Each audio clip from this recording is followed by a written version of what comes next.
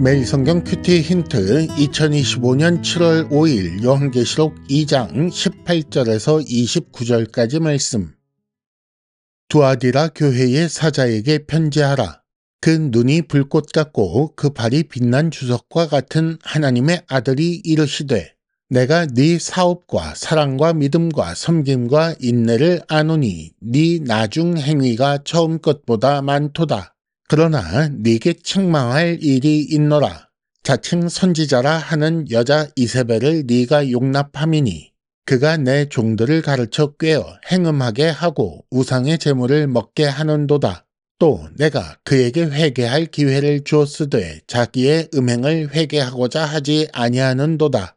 볼지어다 내가 그를 침상에 던질 터이요 또 그와 더불어 간음하는 자들도 만일 그의 행위를 회개하지 아니하면 큰 환난 가운데에 던지고 또 내가 사망으로 그의 자녀를 죽이리니 모든 교회가 나는 사람의 뜻과 마음을 살피는 자인 줄 알지라.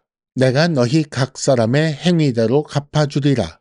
두아디라에 남아있어 이 교훈을 받지 아니하고 소위 사탄의 깊은 것을 알지 못하는 너희에게 말하노니 다른 짐으로 너희에게 지을 것은 없노라. 다만 너희에게 있는 것을 내가 올 때까지 굳게 잡으라. 이기는 자와 끝까지 내 일을 지키는 그에게 만국을 다스리는 권세를 주리니 그가 철장을 가지고 그들을 다스려 질그릇 깨뜨리는 것과 같이 하리라. 나도 내 아버지께 받은 것이 그러하니라. 내가 또 그에게 새벽별을 주리라. 귀 있는 자는 성령이 교회들에게 하시는 말씀을 들을지어다. 아멘.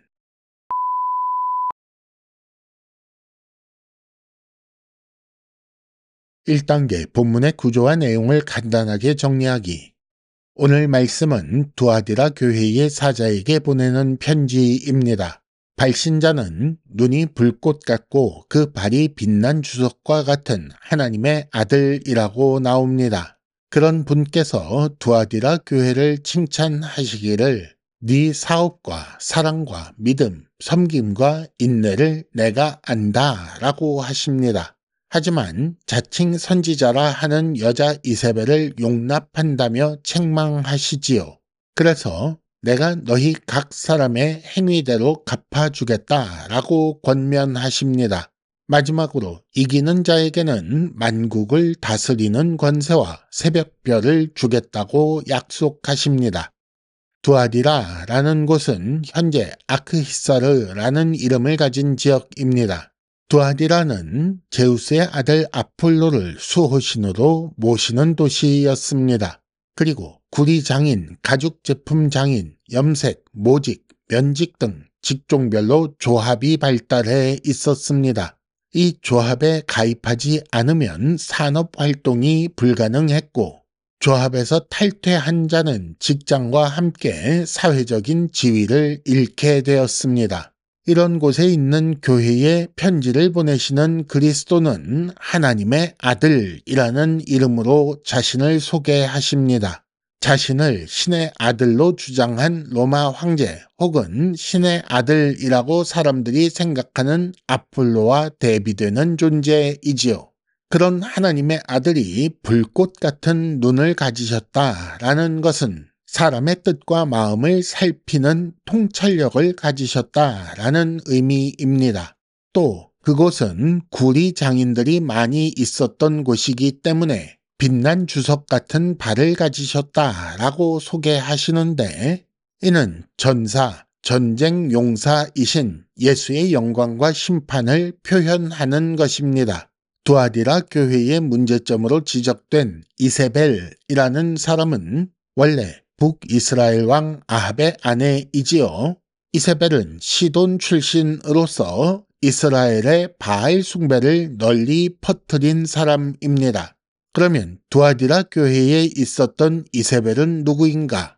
아마도 두아디라 교회의 이세벨은 선지자라고 자칭하는 한 여성 지도자였을 것입니다.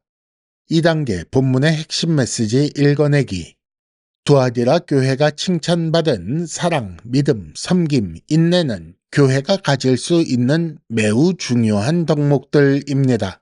이런 중요한 교회의 행동이 전보다 더 많아지고 영향력이 커진 것을 안다고 하신 것입니다. 두아디라 교회를 향한 책망은 자칭 선지자라 하는 여자 이세벨을 용납한 것입니다. 그리하여 행음하고 우상의 제물을 먹는 것을 책망하신 것이지요. 이런 일을 에베소 교회는 미워했고 버가모 교회에는 이런 걸 가르치는 거짓 선생들이 있었던 것과 비교하시기 바랍니다. 두아디라 교회에서는 한 명의 여성 지도자가 선지자를 자칭하며 직통 계시를 주장하며 가르쳐 꾀었던 것입니다. 그리고 이세벨을 용납한 것은 사탄의 깊은 것을 아는 것이라고 말씀하셨습니다. 에베소 교회와 대조해 보면 두아디라 교회는 에베소 교회보다 사랑과 섬김은 더 많고 그 대신 악한 교훈도 용납한 것이 다릅니다.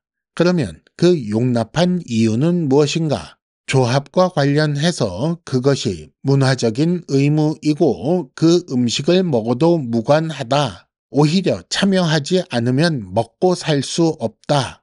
그러니 거기 참여하여 부유하게 되자고 했을 것입니다.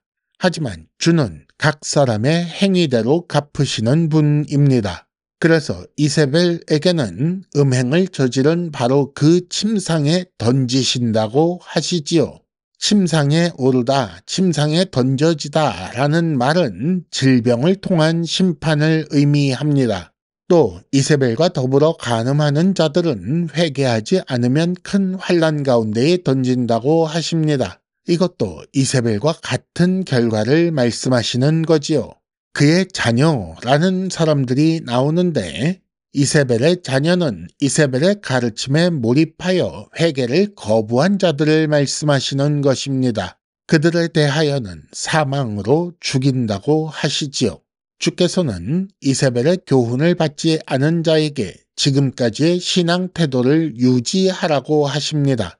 그러면서 끝까지 굳게 잡은 자, 이기는 자는 그리스도의 권세에 동참하게 될 것이라고 약속하십니다. 3단계 본문의 핵심 메시지를 현재로 연결시키기. 하나님의 깊은 것을 알기 위해 힘써야 합니다. 악한 교훈에 따라 소위 사탄의 깊은 것을 알게 되는 그 길은 망하는 길입니다. 그렇게 되지 않고 있는 것을 굳게 잡는 것은 무엇인가? 얼핏 보기에 있는 것을 굳게 잡는다라고 하면 관습적으로 하던 대로 그냥 하면 된다라는 말로 이해됩니다. 하지만 그런 말씀이 아닙니다. 오히려 있는 것을 굳게 잡는 방법은 하나님의 깊은 것을 알기 위해 힘쓰는 것이 가장 좋은 방법입니다. 하나님의 깊은 것을 알아 어떻게 살아야 하는지 분명히 알게 되면 악한 길로 가지 않게 되기 때문입니다. 주의 말씀을 지켜 행하는 것이 세상을 다스리는 권세입니다. 두아디라 교회의 남은 자는 이세벨의 교훈을 받지 않았고 있는 것을 굳게 잡으면 된다고 하셨습니다.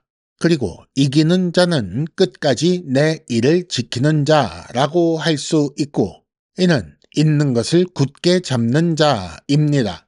일반적으로 지키다라는 단어는 계명 혹은 말씀이라는 단어와 연결되어 사용됩니다. 그런데 여기서는 내 일을 지키는 자라고 나오지요. 그러니 여기서 내 일은 결국 내 계명이라는 말이 되겠습니다. 정리하자면 주의 계명, 주의 말씀을 지켜 행하는 것이 이기는 자가 되는 방법인 거지요. 그런 자에게 주께서 만국을 다스리는 권세, 주께서 가지신 그 권세를 주신다고 하십니다. 그러면 그 권세를 받으면 그 권세로 무엇을 하게 되는가요? 이것을 알기 위해 주께서는 그 권세로 무엇을 하셨는지 보아야 합니다. 우리가 주께서 가지신 그 권세를 가지게 되면 주의 계명을 따라 주와 같은 삶을 살게 됩니다. 그러니 주의 말씀을 지켜 행하는 것이 세상을 다스리는 권세인 거지요. 큐티 힌트, 말씀을 따라 사는 삶은 하나님의 아들로서의 삶을 보여주는 것입니다. 이상으로 2025년 7월 5일 매일 성경 큐티 힌트를 마칩니다. 여러분 큐티를 통해 은혜 많이 받으시기를 바랍니다.